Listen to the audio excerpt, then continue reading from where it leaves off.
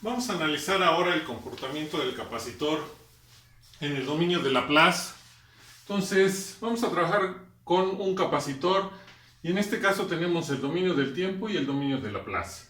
En el dominio del tiempo hay que recordar que el capacitor, como se vio en circuitos de 6CD, tenemos aquí un capacitor, la corriente que va a circular a través del capacitor, y esta es la caída de tensión que se quiere para obtener el valor del voltaje en el capacitor. Hay que recordar que si la corriente que circula a través del capacitor y la caída de tensión que se quiere calcular llevan la misma dirección, ese voltaje se deja positivo. Si llevaran direcciones contrarias, se dejaría negativo. Es por ello que en este caso, tanto la corriente como la caída de tensión del capacitor llevan la misma dirección. Y entonces, como estamos analizando el circuito en el dominio del tiempo, el voltaje del capacitor en el tiempo es igual a 1 en C de la integral de la corriente diferencial del tiempo. Para resolver esta variable, el problema es que no tenemos límites, hay que hacer un cambio de variable para eliminar la integral y dejarla en función de diferenciales, y entonces empezamos a resolver la ecuación para obtener el resultado. Esto ya no lo vamos a hacer, vamos a trabajar en el dominio de Laplace. Y si vamos a trabajar en el dominio de Laplace, tenemos dos situaciones. Que en nuestro circuito, cuando lo estemos analizando, el capacitor tenga condición inicial, o que el capacitor no tenga condición inicial. Vamos a ver primero la parte cuando el capacitor tiene condición inicial. ¿Qué va a suceder cada vez que el capacitor tenga condición inicial? Debe de aparecer una fuente dependiente o aparente. ¿Cómo distingo la fuente dependiente de una fuente real? Pues que la fuente dependiente o aparente siempre va a tener un rombo en su forma, mientras que la fuente real es una circunferencia. Y esa fuente, cuando hablemos de impedancias, siempre va a ser una fuente de voltaje. Y entonces debe de estar, además, esa fuente siempre debe de estar conectada en serie al capacitor. Tengo mis dos terminales donde yo tenía el capacitor y ahora le voy a conectar en serie una fuente de voltaje. La dirección de esta fuente de voltaje no es arbitraria. Está definida por la dirección que se le haya dado a la condición inicial del capacitor. ¿Qué significa? Que si al momento de calcular la condición inicial del capacitor, esa condición se calculó en dirección hacia la derecha, esta fuente siempre va a quedar hacia la izquierda. Si la dirección de la condición inicial del capacitor iba hacia la izquierda, la fuente va a quedar hacia la derecha. Si la dirección de la condición inicial del capacitor se calculó en dirección hacia arriba, verticalmente, la fuente va a quedar hacia abajo, verticalmente. Si la dirección de la condición inicial del capacitor se calculó hacia abajo, verticalmente, la fuente dependiente del capacitor va a quedar hacia arriba, verticalmente. ¿Qué implica esto? Que siempre la fuente dependiente de un capacitor va en dirección, o se va a escribir en dirección contraria a como se haya calculado la condición inicial de ese capacitor. Por eso es importante definirla siempre que se haga el cálculo de la condición inicial, y recuerden que esto es solamente en tiempos menores que 0. Una vez que ya se tenga la condición inicial, se haya cambiado de posición los interruptores que tuviera el circuito, recuerden que entonces mi circuito se transforma al dominio de Laplace. Todo el proceso matemático está en las notas, yo por eso no lo voy a demostrar ahorita. Me voy a enfocar en esto que necesito, es decir, del voltaje del capacitor que está en el tiempo, yo voy a obtener el voltaje del capacitor en el dominio de Laplace. Y a partir de aquí construyo mi circuito. Esta parte que tenemos aquí corresponde al capacitor, porque es la impedancia del capacitor por la corriente del capacitor. Y esta impedancia del capacitor, aquí yo ya la estoy poniendo como o escribiendo como impedancia, cuando en realidad nos da 1 sobre CS por el proceso matemático que se hace de pasar del tiempo al dominio de Laplace. Y entonces estoy estableciendo que siempre la impedancia del capacitor va a ser 1 sobre el producto del capacitor, que puede estar en farad, milifarad, microfarad, por la variable compleja de Laplace, es decir, 1 sobre C por S. Esa va a ser siempre la impedancia del capacitor en el dominio de Laplace.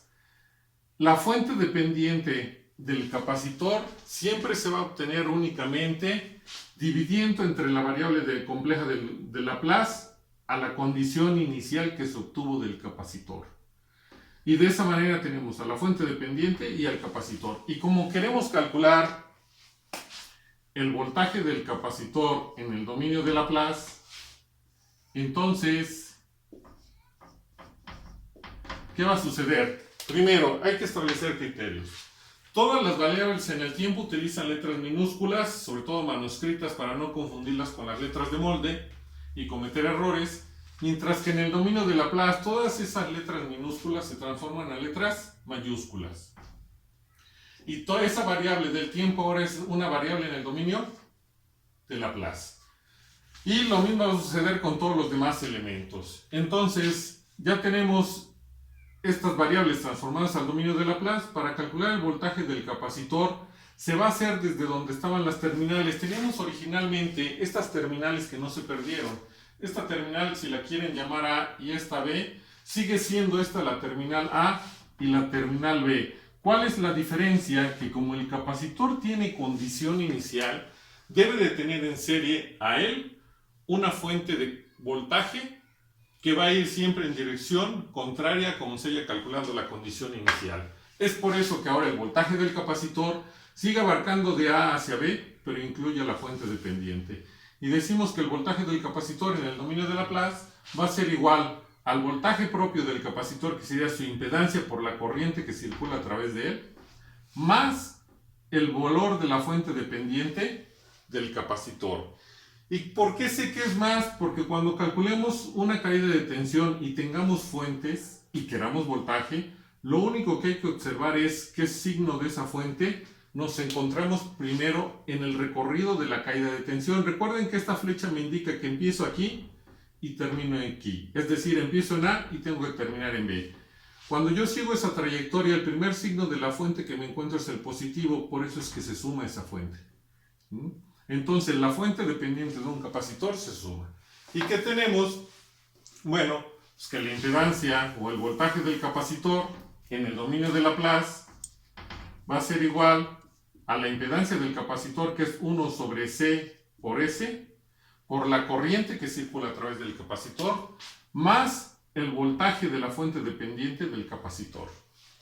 Si no tuviéramos condición inicial, significa que esta fuente dependiente ya no aparece. Por eso se llama dependiente, porque depende de la condición inicial del capacitor para existir, que recuerden que siempre es voltaje. Como es una fuente de voltaje, si este vale 0, pues la fuente dependiente vale 0.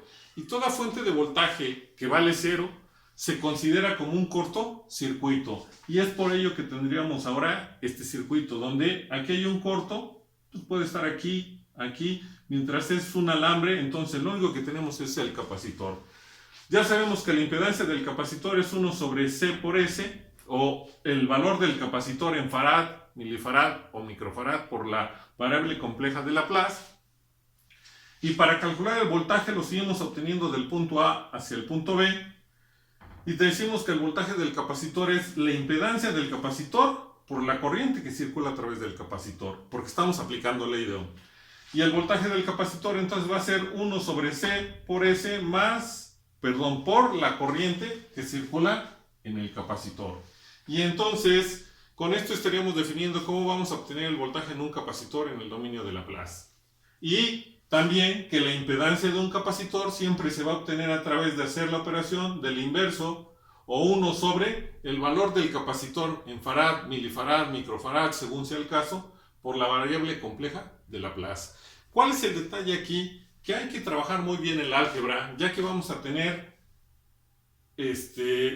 procesos matemáticos un poco complicados. Hay que manejar máximo común divisor, mínimo común divisor, sumas, restas y divisiones de fracciones y multiplicaciones de fracciones, porque vamos a tener ahora esta S en el denominador, es decir, vamos a tener fracciones para trabajar y hacer operaciones. Es por ello que cuando estamos trabajando en el dominio de Laplace no es recomendable hacer muchas reducciones, porque un proceso matemático de reducciones que estemos multiplicando y dividiendo y haciendo sumas, puede ser que en vez de tener una S la convirtamos en una S cúbica o en una S cuarta o en una S cuadrada, y entonces la solución se hace un poco más complicado.